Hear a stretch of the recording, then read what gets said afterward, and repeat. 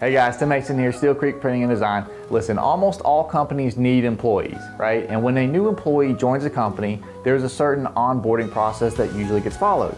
Well, I want to talk to you today about new hire packages. Basically, you can see all this stuff before me.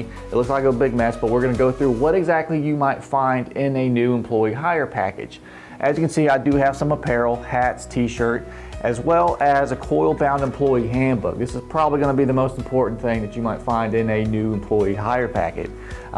Pens, notepads, water bottles. This water bottle even has a speaker in it. We have all kinds of cool little doodads like that are just fantastic to put in something, as well as little promotionals like this. It's a little stress ball.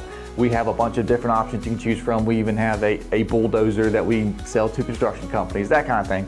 Just a whole bunch of customized stuff for your particular company, and to top it all off, custom printed bags so that it's easy to hand to your new employee. So get your new employee hire packets here. Steel Creek Printing and Design, more than a printing company.